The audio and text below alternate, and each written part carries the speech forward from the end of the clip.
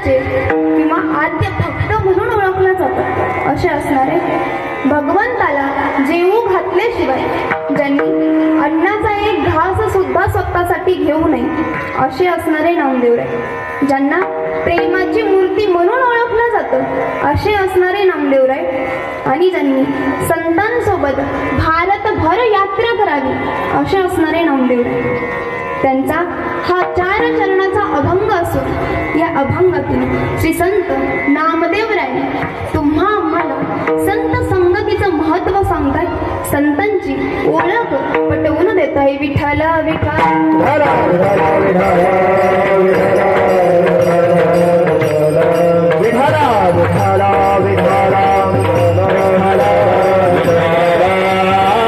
ते देवा प्याप. श्री संत नामदेवराय तुम्हा आम्हाला सांगतात, हे जनावो ऐका, संतांच्या चरणावर माथा ठेवल्यानंतर मला त्या भगवंताची प्राप्ती करण्यासाठी अनेक दुसरा काही उपाय करण्याची गरज नाही. म्हणून पहिली गोष्ट तुम्ही माझी ऐका आणि एवढं करा. काय करा? संतांच्या चरणावर तुमचा माथा टेकवा, परंतु कसा? फक्त ते सद्भावाने टेकवा.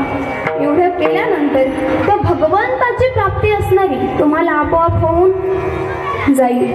मग या संतांची ऐकल्यानंतर किंवा त्या भक्ताची मागणी ऐकल्यानंतर, आपण त्यांची विनवणी आपण ऐकल्यानंतर तुमचं आमचं सार्थक झाल्याशिवाय राहणार. म्हणूनच नामदेवराय सांगतात, संतापायी माथा ठेविता सद्भावे, तेने भेटे देवा पेयाप. मनोनी संतासी अखंड भजावे, त्यांचे चरणी व्हावे लीन सदा. त्यांच्या चरणावर तुम्ही अखंडपणाने लीन व्हा. त्याच्याचमुळे तुम्ही या संतांच्या चरणी जर माथा ठेवला, त्याचमुळे तुम्हाला त्या भगवंताची प्राप्ती होणार आहे. मग का? हे भगवंत काय करतो तर जे असणारे भक्त आहेत त्यांच्या घरची सर्व कामे करतो. आता भक्तांच्या घरची कामे करतो एवढाच नाही, तर त्यांच्यासाठी आपला पितांबर असणारा त्याची सुद्धा त्या छाया धरतो. कारण आपण जर बघायला गेलो तर वाटेत जे वारकरी चालत असतात त्यांना वाटेत वारी करता चालत असताना खडे ऋतू नाही, म्हणून तो भगवान परमात्मा आपल्या पितांबराने त्या वारकऱ्यांच्या समोरचा रस्ता झाडतो. मग त्या पितांबराने तो भगवंत या भक्तांवर छाया धरतो. एवढेच नव्हे, या भक्तांचे सर्व कामे तो भगवंत करतो. मग नामा म्हणे देव इच्छी संत संग, ते आमची जीवलग जन्मोजन्मी विठ्ठल विठ्ठल.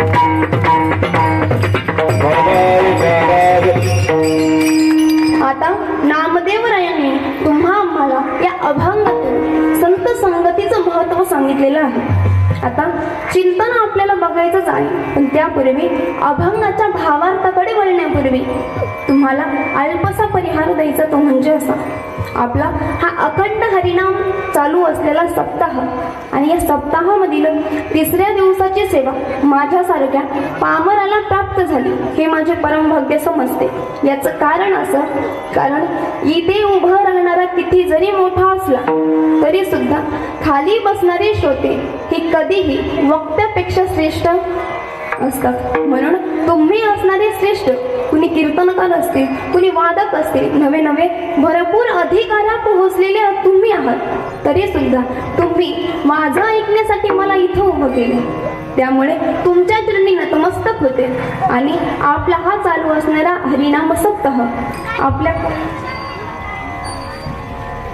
हरिसिद्धी लॉन्स, कमलनगर, नारळीबाग आणि संत नाहीत असं सुद्धा नाही, जे त्या भगवंताची रोज अर्चन पूजन करतायत ते संतच आहेत असं नाही, आणि संत नाहीत असं सुद्धा नाही. रोज कुणी त्या भगवंताच्या प्राप्तीची इच्छा करत असेल ते संतच आहेत असं नाही, आणि संत नाहीत असं सुद्धा. तुम्हाला समजते ना मी काय म्हणते? आता आपण जर बघायला गेलं, इथे एवढे कोणी जे उपस्थित आहेत त्यापैकी कुणाचा किती मोठा अधिकार आहे हे आपण ओळखूच शकू असं होत नाही, आणि एखाद्याला ते ओळखता येत नाही असं सुद्धा नाही. कारण तुमच्या आमच्या सारखेच जरी दिसणारे व्यक्ती असले ते सुद्धा अधिकाराने मोठे मोठे होत गेले किंवा त्यांची त्या संतत्वाच्या दिशेने असली तर ते नक्कीच तुम्हा आम्हाला ओळखू येतीलच असं नाही. मग जे वारी करतात ते संतच आहेत असं नाही. जे त्या भगवंताच्या प्राप्तीची इच्छा करतात ते संतच आहेत असं नाही. मग कोण संत आहेत तर फक्त या दोन गोष्टी ज्यांच्या ठिकाणी तुम्हा आम्हाला बघायला मिळतील. कोणतं? दया आणि क्षमा ज्या मनुष्याच्या ठिकाणी आहे ते कोण झालं? संत झाला. मग संत त्या अधिकाराला तेव्हा पोहोचतात किंवा संत ही पदवी त्यांना तेव्हा प्राप्त होते जेव्हा कधी त्यांच्याकडे दया आणि क्षमा येईल. गंगेमध्ये स्नान करतो. मग गंगेमध्ये स्नान केल्यानंतर आपलं जे पाप जातं ते कुणाच्या डोक्यावर बसतं? गंगेच्या डोक्यावर. मग गंगेच्या डोक्यावर एवढं मोठं पाप असणारं झालं तर ती कुठे फेडेल मग एवढं पाप? तेव्हा ती असणारी त्या संतांच्या चरणाला मिठी मारते. कारण जेव्हा ज्ञानोबाई स्नानासाठी गंगेत जात असत तेव्हा ज्ञानाबाईच्या पायी मिठी स्वतःला पवित्र करून घेण्यासाठी संतांच्या चरणावर लीन होते. मग तुम्ही आम्ही त्या संतांच्या चरणी नतमस्तक होण्याकरता कुठलाही विचार करण्याची आवश्यकता नाही. म्हणूनच नामदेव रायांचं सुद्धा हेच म्हणणं आहे की बाबांनो, तुम्हाला जर त्या भगवंताची प्राप्ती आपोआप करून घ्यायची असेल तर तुम्हाला सुद्धा संतांच्या चरणावर लीन होणं गरजेचं आहे. नवे नवे लीन जरी झाला तरी सुद्धा ते सद्भावानं होणे गरजेचं आहे. विठ्ठला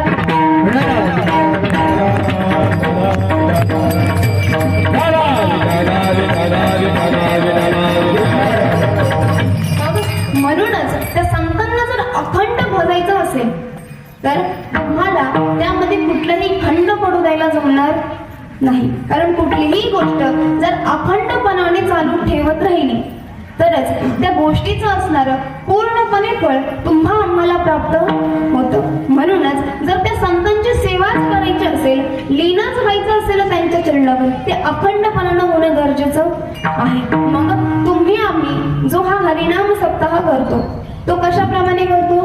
तर अखंडप्रमाणे करतो. मग त्याचमुळे तुम्हा आम्हाला असणार त्या या धर्म मंडपामध्ये त्या भगवंताच्या आनंदाचं सुख प्राप्त होतं. मग आता ते कोण कितपत घेतं ते आपल्यावर आहे. कारण आता इथे जेवढे काही व्यक्ती बसलेले आहेत ते सर्व तितक्याच प्रमाणात आनंद घेतात असं कुणालाही सांगता येणार नाही. कारण एवढे कुठे जीव बसलेले असतील त्यांच्यापैकी प्रत्येक जीव त्यांना वेगवेगळ्या प्रमाणात आनंदाची प्राप्ती होते. मग आता कोणी जर या इच्छेने बसले असेल की आता कुठे बहुतेक तर महिलांचं कीर्तन आहे म्हणून जास्त उपस्थित असतात, त्याच जागी जास्त प्रमाणात कुणी विनोद ऐकण्याच्या इच्छेने सुद्धा बसलेले असतात. बरोबर ना?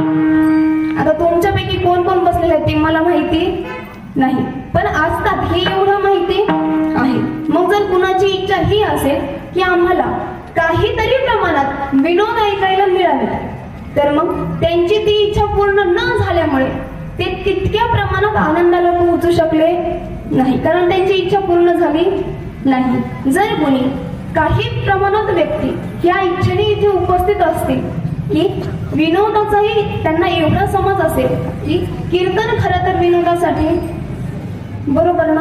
आता तेवढा अधिकाराला मी पोहोचलेले नाही म्हणून पुढचे वाक्य मी बोलू शकत नाही.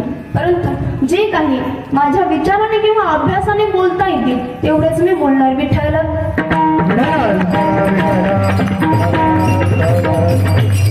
मग आता जेवढ्या काही प्रमाणात व्यक्ती या इच्छेने बसले असतील की जरीही आम्हाला विनोद ऐकायला मिळाला नाही तरी चालेल, परंतु त्या संतांची असणारी महती, त्या भगवंताची असणारी महती तरी किमान आमच्या ध्यानात नाही राहिली, लक्षात नाही राहिली. नवे नवे आम्हाला त्या भक्तीचं, त्या संतांच्या आचरणाचं आचरण नाही करता आलं तरी चालेल. तरी सुद्धा आमच्या किमान कानावरती तरी त्या संतांचं, त्या भक्तांचं किंवा त्या भगवंताचं चरित्र पडावं. मग जे जे कोणी या इच्छेने इथे उपस्थित असतील तर मग त्यांची काही प्रमाणात इच्छा पूर्ण होत असेल तर ते त्या आनंदाला पोहोचले. मग कुणी या दोन्हीही इच्छासाठी नसेल आलं तर मग त्यांचा आनंद कुठल्या प्रमाणात ते आता आपण कुणीच सांगू शकत नाही. म्हणूनच जर या ठिकाणी धर्ममंडपात कीर्तन ऐकण्यासाठी आपण उपस्थित असू तर विनोदाचं कीर्तन ऐकणं ही इच्छाच मुळात सोडली पाहिजे. कारण एवढ्या संतांनी तुमच्या आमच्यासाठी जे कष्ट घेतले ते कशासाठी? त्या भगवंताच्या प्राप्तीसाठी जी काही वाटचाल तुम्हा आम्हाला करावी लागली ती सुरळीतपणाने तुम्हा आम्हाला दिसावी आणि तिथपर्यंत आपण पोहोचावं. मग जर आपण हे एकच मार्ग आता भगवंत प्राप्तीचा राहिला आहे. कारण कलियुगामध्ये आता पूर्वी जे युग होऊन गेले त्यामध्ये अनेक प्रकारच्या भक्तीने आपण भगवंताची प्राप्ती करून घेऊ शकत होतो. परंतु या कलियुगामध्ये एक भक्त हरिनामाने आणि या संकीर्तनानेच त्या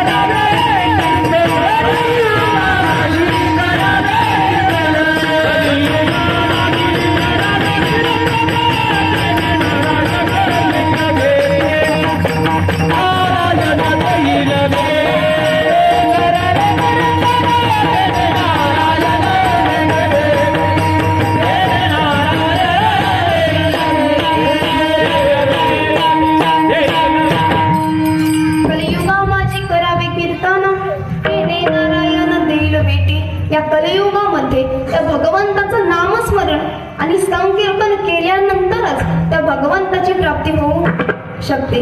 मग एकच हे साधन आहे की जेणेकरून आपण या साधना मार्फत ते साध्य आपल्याला प्राप्त करून घेऊ शकतो. कोणतं? तर त्या भगवंताच्या प्राप्तीचं.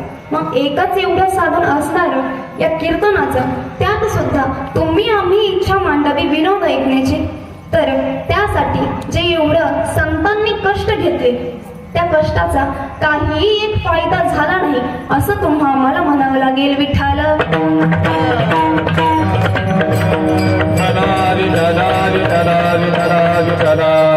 कारण विनोद जर ऐकायला गेलं तर ते आपण व्यवहारात सुद्धा ऐकतो. आता तुम्ही आम्ही जर व्यवहारातल्या गोष्टी गप्पा करत असू तर आपण एखादा व्यक्ती सांगत असेल आपल्याला भगवंताची गोष्ट, संतांचं चरित्र, कथा आपल्या कानावरती तो पाळत असेल तर आपण त्याला काय म्हणतो की बाबा हे काही इथं कीर्तन चालू नाही म्हणतो ना. व्यवहारातल्या गोष्टी करताना जर एखादा व्यक्ती भगवंताचं चिंतन आपल्याला सांगत असेल तर आपण सरळ सरळ म्हणतो इथं काही कीर्तन चालू नाही. मग कीर्तनात बसले असताना विनोदाच्या गप्पा करणं किंवा व्यवहारातल्या गोष्टी करणं हे आपण इथे म्हणू शकतो इथं काही संसाराच्या गोष्टी चालू, बरोबर ना. मग इथे उपस्थित राहून जर आपण त्या भगवंताच्या प्राप्तीची इच्छा करणारं जे साधन आहे त्याचं चिंतन जर करत नसू तर आपण एवढा आटापिटा जो केलेला आहे या अखंड हरिनाम सप्ताहाचा त्याचा काही एक फायदा होणार नाही. म्हणून जरीही तुम्ही बोर झालात तरीही माझं चिंतन किंवा मी जे चिंतन या अभंगावरती केलेलं आहे तर संतांचं चरित्र माझ्याकडून उच्चारावं जावं, तुम्हाला तुमच्या कानावरती माझ्याकडून पडल्या जावं. तर भगवंताचं चरित्र असणारं वर्णन असणारं तुमच्या कानावरती माझ्याकडून या काही वेळ असेल तेवढ्या वेळामध्ये पडल्या जावं हीच माझी एक इच्छा आहे. मग तुम्ही बोर झालात तरी चालेल आणि झोपलात तरी चालेल. कारण तुमची जर इच्छा पूर्ण करायला गेलं तर ते माझ्याकडून तरी शक्य होणार नाही. कारण त्या संतांनी असणाऱ्या या कीर्तनाच्या मर्यादा आम्हाला घालून दिलेल्या आहेत. काय? सगुण चरित्र परम पवित्र सादर वर्णावी सज्जन वृंदे मन भावे आधी बंधावे. भक्ती ज्ञान विरहित गोष्टी मित्रांनो भक्तीच्या ज्ञानाच्या त्या संतांच्या चरित्राच्या भगवंताच्या चरित्राशिवाय इतर गोष्टी कोणत्याही या गादीवरती उभं राहून करू नये. विठ्ठल करुणा मूर्ती हरी आई कीर्तन मर्यादा आई कीर्तन मर्यादा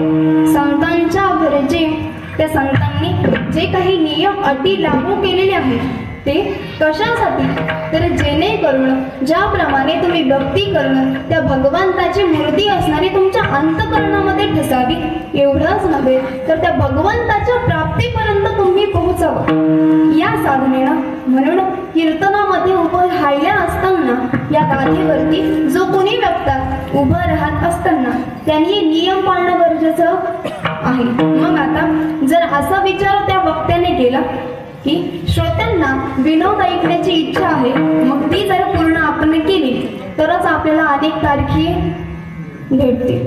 आता ज्याची ही इच्छा आहे तो करीलही, परंतु माझी तरी इच्छा, मला तारीख नाही दिली तरी चालेल, कारण तारखेची मला तरी गरज नाही. मी इथे जी उभी आहे ती माझ्या आनंदासाठी.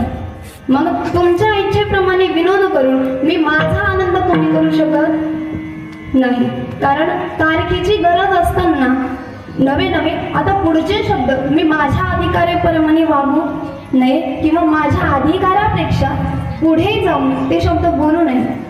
परंतु तारखेची गरज ही ज्यांना आहे ती तुमची इच्छा पूर्ण नक्कीच करतील.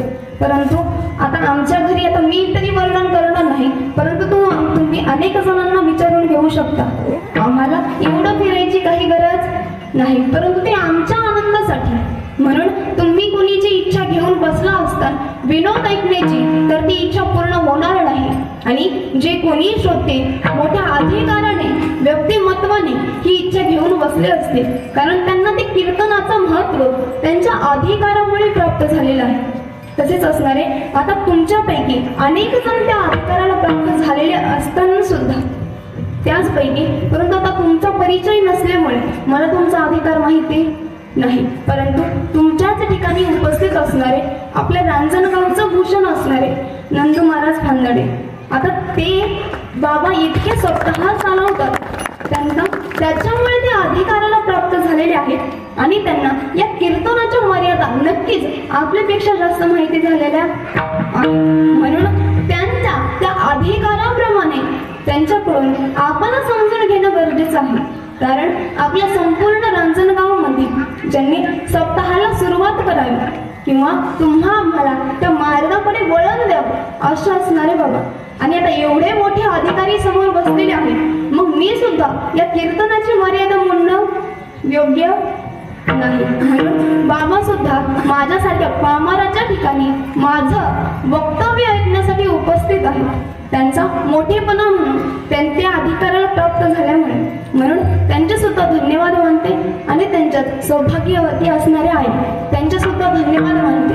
म्हणूनच हेच व्यक्ती ज्यांना कीर्तनाच्या मर्यादा माहीत असल्यामुळे किंवा ज्यांच्याकडून जास्त श्रवण झाल्यामुळे त्यांना या कीर्तनाच्या मर्यादा, नियम, अटी माहीत आहेत. म्हणूनच एवढे अधिकारी व्यक्तिमत्व जर माझ्या पुढे बसत असतील तर मी सुद्धा माझ्या नियमात राहणं गरजेचं आहे. विठ्ठल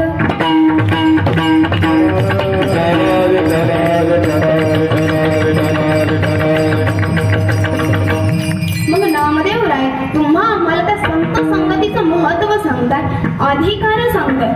कारण आपण जर त्या संतांची संगत केली तर आपला पुरेपूर प्रमाणे फायदा झाल्याशिवाय राहणार नाही, आणि जर त्या संतांच्या संगतीपासून आपण दूर राहिलो तर आपला तोटा झाल्याशिवाय राहणार नाही. विठ्ठला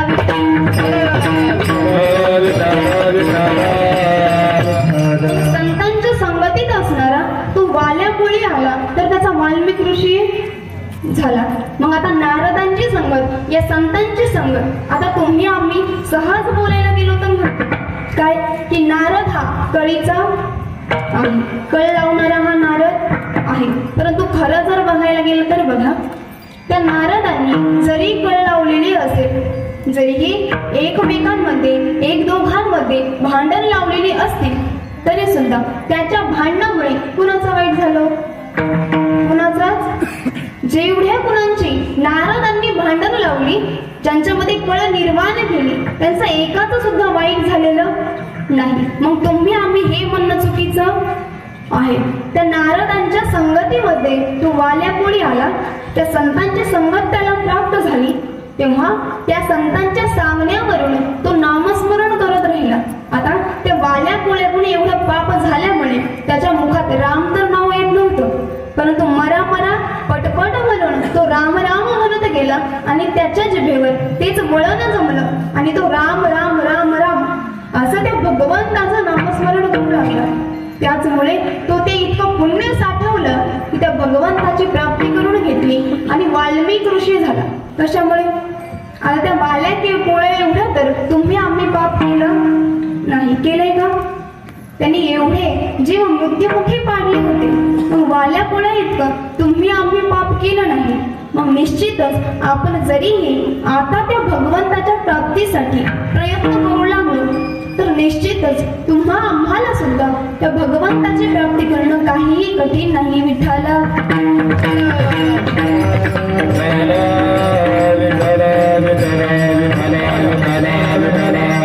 कुठलीही असणारी किंमत आपल्याला ती गोष्टीची वेळ निघून गेल्यानंतरच कळते. आता बालपणी किंवा तारुण्यपणात या देहाची किंमत कळत नाही आणि म्हातारपणी काय वाटतं? जर तरुणपणात या देहाला जपलं असतं तर बरं झालं असतं. आणि जेव्हा कधी आपण हे जग सोडून जाऊ तेव्हा आता आपण मृत्युमुखी जर पडलो तर हे जण कितीही आपल्या जवळचे असले तरी सुद्धा म्हणतात का अहो राहू द्या यांना. आपण जर त्या फाळीवर पडलेलो असो तर कितीही जवळचे मित्र असो, स्वजन असो, सगोत्र असो तरी सुद्धा ते आपल्याला ठेवा म्हणत नाही. कांटाळून त्रासून एकमेकाला म्हणतात अहो किती वेळ यांची उचलाय का. दुसरा त्याला सांगतो काय नाही एक लहान पोरग यायचं राहिले म्हणतो. काय इतका उशीर असतो का कुठं? उचला यांना लवकर. स्वजन सगोत्र सारे करीती विचार, हे मी सांगते का? संत म्हणते स्वजन सगोत्र सारे करीती विचार आणि काढा मनसे असे झाला भूमीला भार. भूमीला तर भार होतोच, परंतु जे असणारे जवळचे त्यांना सुद्धा भार व्हायला लागतो. मग जर आपण हे असणारं आयुष्य त्या भगवंताच्या प्राप्तीसाठी जर वेचलं तर या सर्व जगाची किंवा आपल्या या जगाकडून प्रशंसा व्हावी ही इच्छा आपल्याला उरत नाही आणि फक्त एक त्या भगवंताच्या प्राप्तीची इच्छा उरते. विठ्ठला